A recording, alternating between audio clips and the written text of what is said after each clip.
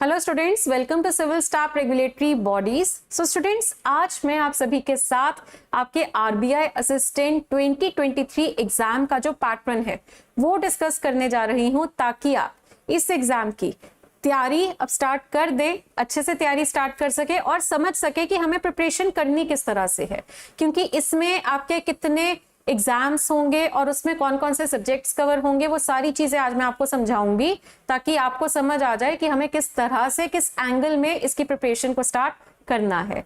तो स्टूडेंट्स, आपका जो आरबीआई असिस्टेंट का पेपर होता है 3 फेजेस में होता है। सबसे पहले जब आप फॉर्म फिल करते हैं, आपके पास उसके बाद जो एक एडमिट कार्ड आता है वो आता है प्रीलिम्स एग्जाम का। आप प्री एग्जाम देने जाएंगे जो कि क्वालिफाइंग होगा।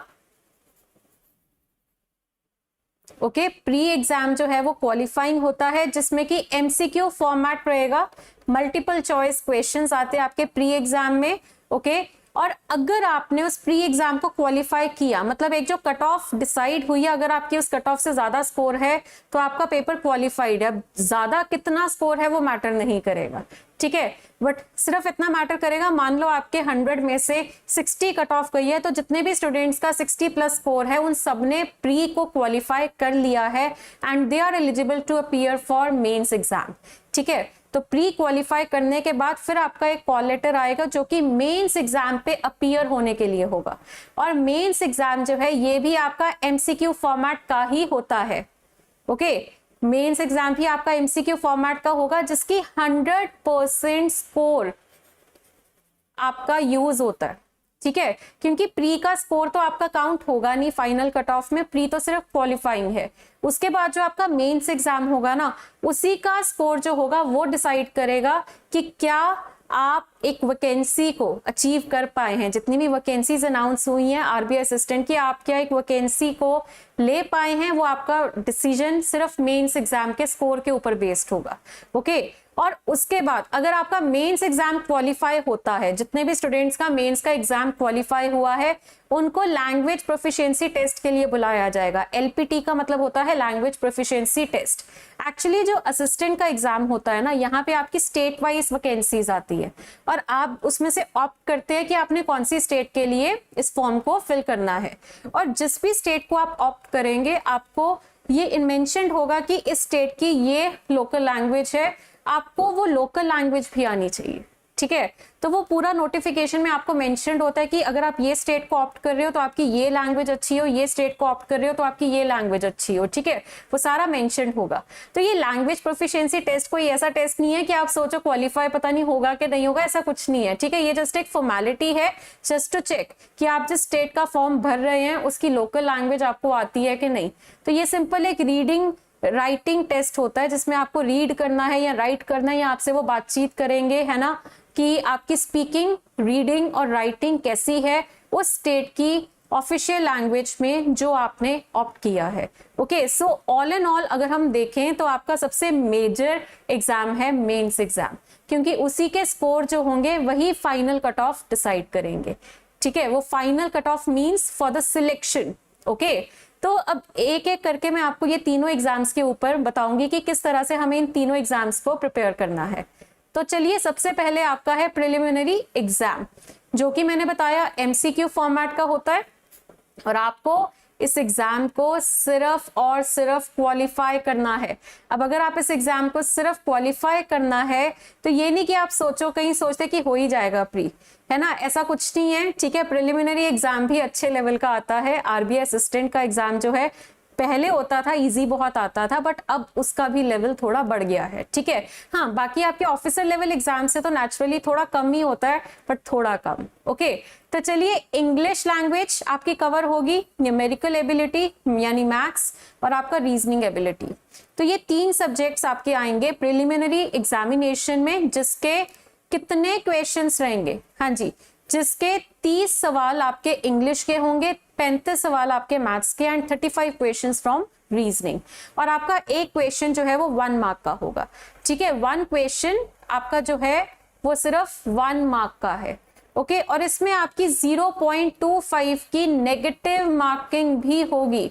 स्टूडेंट्स आपकी नेगेटिव मार्किंग भी है 0.25 की, मतलब कि अगर आपका कोई क्वेश्चन गलत हो गया जो आपने अटेम्प्ट किया है तो आपके जितने सही है ना उसमें से 0.25 डिडक्ट होगा। ओके तो बहुत ध्यान से हमें करना होगा।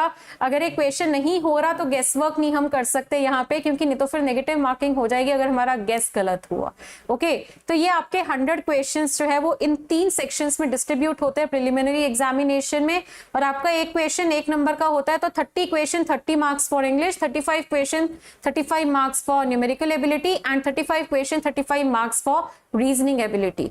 तो इसका एग्रीगेट टाइम जो आपको मिलता है वो 60 मिनट्स का है। अब स्टूडेंट्स ये 60 मिनट्स का जो टाइम है इसको समझिए कि एक आप में से कहीं सोचते हैं कि हमें 1 घंटे का टाइम मिलेगा इन तीनों सेक्शंस को सॉल्व करने के लिए, ऐसा नहीं है।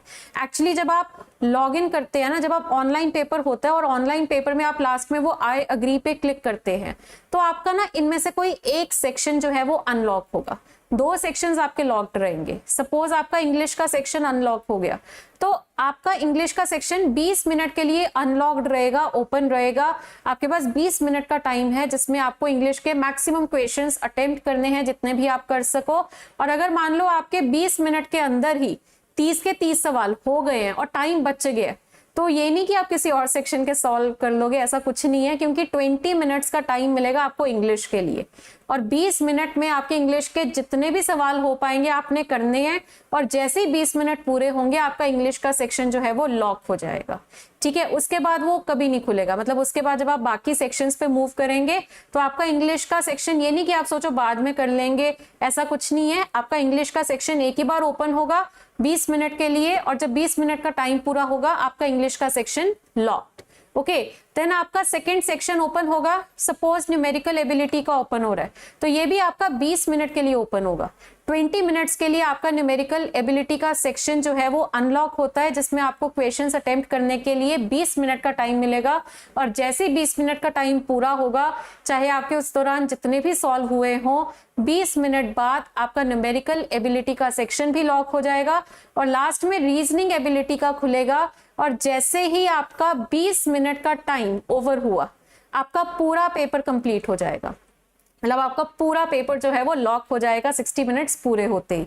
ठीक है, तो यहाँ पे अब आप में से कईयों को पता नहीं होता इस बारे में, तभी मैं आपको ये सारी चीजें बता रही हूँ। आप में से कहीं पहले ही सोच रहे होते कि हम ऐसा करेंगे, पहले रीजनिंग कर लेंगे, पहले इंग्लिश कर लेंगे, तो वो सब आपकी स्ट्रैटेजीज फेल है यहाँ पर, क्योंकि यहाँ पे उनकी चॉइस से एक सेक्शन ओपन होता है। वो कोई भी हो सकता है, इंग्लिश, रीजनिंग, मैथ्स में से कोई एक सेक्शन वो पहले ओपन करेंगे।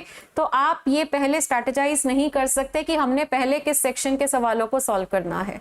ओके सेकंड थिंग, आप जब इनको सॉल्व करेंगे ना, आप ये भी नहीं सोच सकते बाय चॉइस कि इंग्लिश में फटाफट कर लूंगा, टाइम बच जाएगा तो मैं दूसरे सेक्शन को कर लूंगा। ऐसा भी नहीं हो सकता, क्योंकि टाइम लिमिट उन्होंने डिसाइड की है फॉर अ सेक्शन, आप अपने लेवल पे डिसाइड नहीं कर सकते।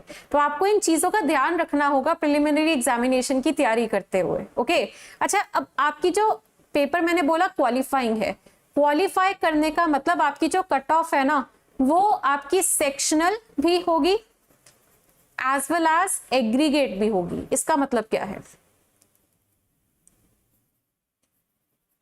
देखो सेक्शनल और एग्रीगेट दोनों होंगी। इसका मतलब ये है कि आपकी इंग्लिश लैंग्वेज की अलग से कट ऑफ आएगी, रीजनिंग की अलग से आएगी, और न्यूमेरिकल एबिलिटी की अलग से आएगी, और एग्रीगेट की अलग से आएगी। ठीक है, सपोज आपकी कट ऑफ जो है, सपोज आपकी कट ऑफ इंग्लिश की जा रही है 10, न्यूमेरिकल एबिलिटी की भी 10 और रीजनिंग की भी 10। ठीक है, और आपकी टोटल की कट ऑफ 40 है। ऐसा नहीं होता कि तीनों की ऐड करके आपकी एग्रीगेट की कट ऑफ बनेगी, ऐसा नहीं होता। एग्रीगेट की कट ऑफ जो होती है वो हमेशा तीनों सब्जेक्ट्स की कट ऑफ को ऐड करके जो आ रहा है उससे थोड़ी ज्यादा ही होती है। ठीक है, तो अब कोई स्टूडेंट है, सपोज कोई स्टूडेंट है X, उसके इंग्लिश में मान लो 12 स्कोर आया है, रीजनिंग में सपोज उसका 12 स्कोर आया है, और मैथ्स में भी उसका 12 स्कोर आया है। तो उसने चाहे सेक्शनल कट ऑफ क्वालिफाई कर ली है ना, बट उसका टोटल एग्रीगेट कितना बन रहा है 36, बट उसने टोटल को क्वालिफाई नहीं किया तो इसकी सिलेक्शन नहीं होगी, इसका पेपर क्वालिफाई नहीं हुआ। अच्छा, सपोज कोई पर्सन है Y जिसका रीजनिंग का स्कोर जो है वो सपोज 30 है, इंग्लिश का स्कोर जो है वो सपोज उसका आया है 10, ओके, और मैथ्स का स्कोर जो है उसका आया है 9। ओके अब चाहे इसका टोटल कितना आ रहा है 49 है, उसने एग्रीगेट को क्वालिफाई कर लिया, 40 नंबर से ज्यादा आ रहे हैं, पर क्योंकि उसके मैथ्स में 9 नंबर है, यानी उसके जो सेक्शनल कट ऑफ थी वो मैथ्स की सेटिस्फाई नहीं हुई, इस स्टूडेंट की भी सिलेक्शन नहीं होगी। ओके तो हमें इस चीज का बहुत ध्यान रखना है, हम किसी भी सेक्शन के साथ कॉम्प्रोमाइज नहीं कर सकते, हमें तीनों सेक्शंस की कट ऑफ को क्वालिफाई करना है, प्लस हमें एग्रीगेट की कट ऑफ को भी क्वालिफाई करना है। So this is your preliminary exam, और इसी तरह से अब आपको अपनी तैयारी स्टार्ट करनी है कि आप इस एग्जाम पैटर्न को पेपर में हैंडल कर सको। ओके अब जब आपका प्रिलिमिनरी एग्जाम क्वालिफाई हो जाएगा, देखो प्रीलिम्स के ना कुछ दिनों में ही, विद इन अ मंथ ही आपका मेंस के भी कॉल लेटर आ जाते हैं। तो जब आप प्रिपरेशन कर रहे हो ना, ये नहीं कि आप पहले प्रीलिम्स की कर रहे हो बाद में मेंस की कर रहे हो, आपने प्रीलिम्स और मेंस दोनों की तैयारी एक साथ करनी है, ठीक है। और हमारी जो ये स्ट्रैटेजी होती है ना कि हम सोचते हैं कि पहले प्रीलिम्स करते हैं बाद में मेंस करते हैं, उससे ना हमारे ये 2 सब्जेक्ट्स कॉम्प्रोमाइज हो जाते हैं, क्योंकि आपका देखो मेंस में इंग्लिश भी रिपीट हो रहा है, क्वांट भी रिपीट हो रहा है और रीजनिंग भी रिपीट हो रहा है। और सिलेबस वाइज भी अगर हम देखें कि प्रीलिम्स में जो सिलेबस है वही आपका मेंस का सिलेबस होता है for English, reasoning and maths.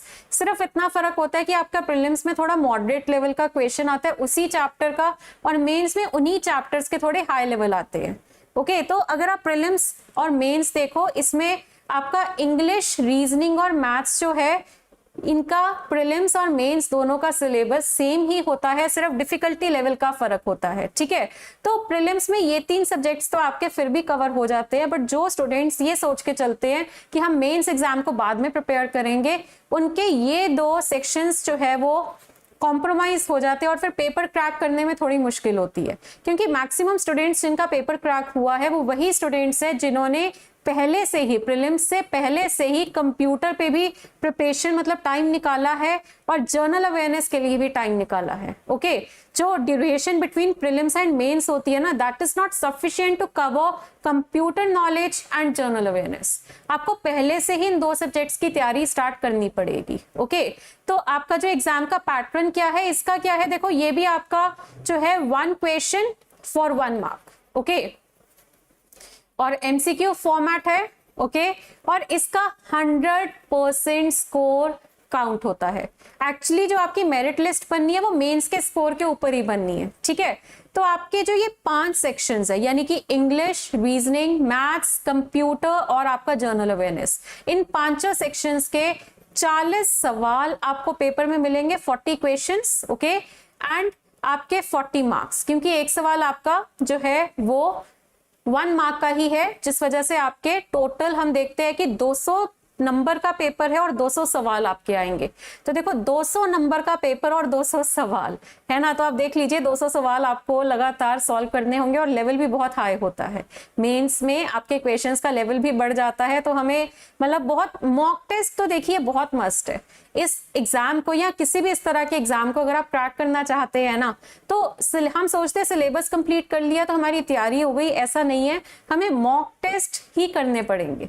Okay mock test करना बहुत ज्यादा जरूरी है इन एग्जाम्स को क्रैक करने के लिए, और इसमें भी आपकी सेक्शनल टाइम लिमिट होती है।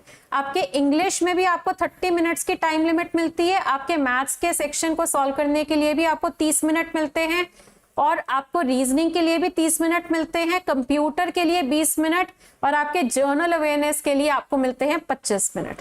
तो ये है सेक्शनल टाइम लिमिट। जैसा कि प्रीलिम्स में आपको मैंने बताया था ना कि आपका जब मेंस का एग्जाम स्टार्ट होगा तो आपका एक सेक्शन अनलॉक होगा, ठीक है। जैसे मान लो इंग्लिश का सेक्शन अनलॉक हुआ है, बाकी सारे लॉक्ड है, तो आपका 30 मिनट के लिए सेक्शन ओपन होगा। ओके अब इस 30 मिनट में आपने जितने सवाल इसके कर लिए, बट जैसे ही 30 मिनट का टाइम ओवर होगा आप इंग्लिश के और क्वेश्चंस नहीं कर पाएंगे, और उसके बाद उनकी चॉइस से कोई और सेक्शन अनलॉक होगा, सपोज क्वांट का हो गया, ठीक है, तो वो 30 मिनट्स का चलेगा। 30 मिनट्स में आपके जितने हो गए, जैसे ही 30 मिनट्स कंप्लीट हुए क्वांट का सेक्शन लॉक हो जाएगा, जो बाद में फिर अनलॉक कभी भी नहीं होगा, ठीक है।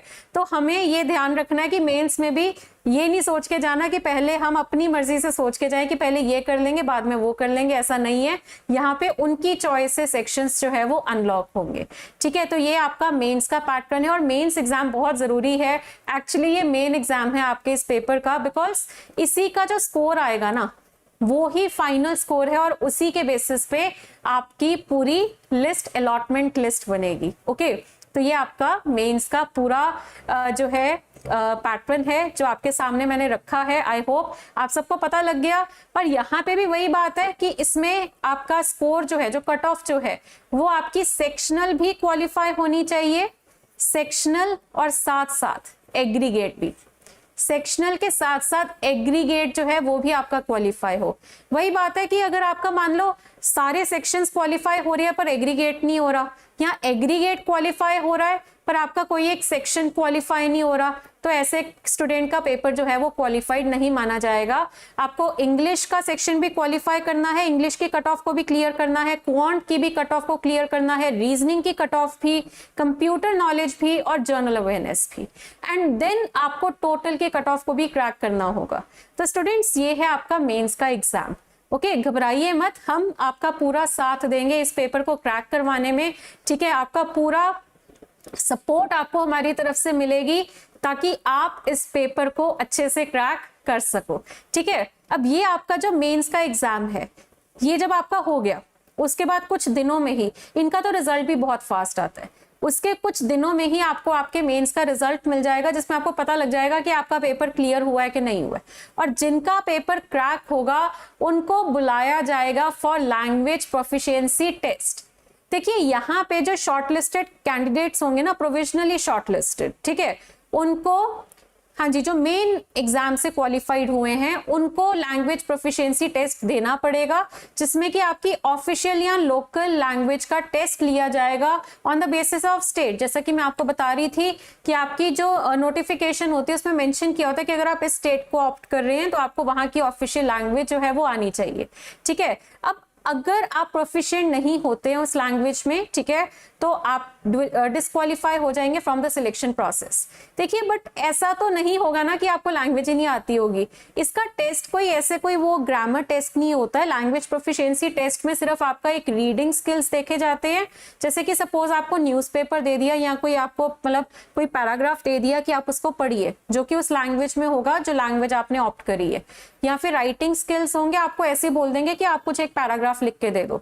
ठीक है, reading, writing and speaking skills. ठीक है, स्पीकिंग टेस्ट इतना ज्यादा कॉमन नहीं है, ज्यादा कॉमन आपका रीडिंग और राइटिंग ही है। ठीक है, कि आपको एक कुछ पढ़ने को दे देंगे, कई बार न्यूज़पेपर दे देते हैं, जैसे कि लोकल लैंग्वेज का न्यूज़पेपर दे दिया कि आप पढ़िए, और आप अगर उसको पढ़ पाते हैं that means you are proficient. ठीक है, तो ये टेस्ट को लेके हमें स्ट्रेस नहीं होना इस पेपर को लेके, ये तो सिर्फ एक फॉर्मेलिटी होती है। ओके, तो आप पहले ही ध्यान से देखना कि आप जिस स्टेट को ऑप्ट कर रहे हैं ना, उसकी लैंग्वेज आपको आती है कि नहीं। ओके, क्योंकि अगर लैंग्वेज आती है तो आपको कुछ भी लिखना है, आपका कोई क्वेश्चन आंसर फॉर्मेट नहीं, आपको वो एक ब्लैंक पेज ही देते हैं और कहते हैं कुछ भी, कुछ लाइन, 7-8 लाइनें हमें उस लैंग्वेज में लिख के दिखा दो।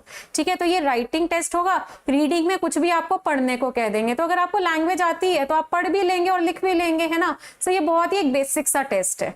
ओके, बट इस टेस्ट के लिए बस इतना ध्यान रखना है कि स्टेट बहुत ध्यान से ऑप्ट करनी है। कई बार हम जल्दी में स्टेट ऑप्ट कर देते हैं और ये नहीं देखते कि वहां की लैंग्वेज, ऑफिशियल लैंग्वेज क्या है ना। और अगर आपको इसकी ऑफिशियल लैंग्वेज नहीं आती होगी जो स्टेट आपने ऑप्ट करी है, फिर जरूर दिक्कत आ सकती है। बट ऐसा तो हम नहीं करेंगे, है ना। जब पता है एक चीज का, पहले ही हम ध्यान से ऑप्ट करेंगे कि हम उसी स्टेट को ऑप्ट करेंगे जिसकी लैंग्वेजेस हमें आती है। तो ये आपका पूरा पैटर्न था एग्जाम का, जो कि आपका आरबीआई असिस्टेंट 2023 का रहा है। तो स्टूडेंट्स, एक आपको चीज आज अच्छे से समझ आई होगी कि एक तो हमें तैयारी जो है ना इस हिसाब से करनी है ना। हमें एक एक सब्जेक्ट पे फोकस करना है, हम सब्जेक्ट के साथ कॉम्प्रोमाइज नहीं कर सकते, क्योंकि यहाँ पे सेक्शनल कट ऑफ भी है। अगर एग्रीगेट कट ऑफ होती है ना तो हम सोचते हैं कि चलो कोई नहीं, एक सेक्शन वीक है तो दूसरे से नंबर आ जाएंगे। यहाँ ऐसा नहीं है, यहाँ पे आपकी सेक्शनल कट ऑफ भी है और आपकी टोटल की कट ऑफ भी है। तो इसीलिए हमें यहाँ पर बहुत ध्यान रखना है कि हर सब्जेक्ट में हमारा अच्छा स्कोर जाए, है ना। एंड देन हमारी स्पीड भी बहुत अच्छी हो कि हमारा टोटल का स्कोर भी बहुत अच्छा जाए। ठीक है, मॉक टेस्ट बहुत जरूरी है। Syllabus completion is not at all sufficient to crack these exams. Syllabus complete करने के बाद मॉक टेस्ट जितने ज्यादा देंगे आप सब, उतने ज्यादा चांसेस बनते हैं इन पेपर्स को क्लियर करने के। ठीक है, बाकी आप देखिए, आपको इस प्लेटफॉर्म पे पूरी असिस्टेंस मिलेगी इस एग्जाम से रिलेटेड। ओके, आपको मॉक टेस्ट वगैरह भी हम देंगे। ठीक है, बहुत ही जल्द, मतलब जैसे ही हम आगे बढ़ेंगे तो आपको जरूर मॉक टेस्ट भी प्रोवाइड किए जाएंगे, ताकि आप इन मॉक टेस्ट की मदद से अपना स्कोर जो है वो इम्प्रूव कर सके। तो ये था आपका पूरा exam pattern of your RBI assistant examination. And in the last I request you all कि आप आज के सेशन को जरूर लाइक करिए, शेयर करिए अपने सभी फ्रेंड्स के साथ आज के सेशन को, ताकि उनको भी ये पूरा एग्जाम पैटर्न अच्छे से समझ आ सके कि हमें तैयारी किस तरह से करनी है। और लास्ट में मेरी एक बहुत इंपॉर्टेंट रिक्वेस्ट है आप सबसे कि इस चैनल को सब्सक्राइब जरूर करिए, क्योंकि अगर आप रेगुलेटरी बॉडीज के किसी भी एग्जाम की तैयारी कर रहे हैं तो आपको इस प्लेटफॉर्म पे बहुत ही यूजफुल सेशंस मिलने वाले हैं। Thank you so much.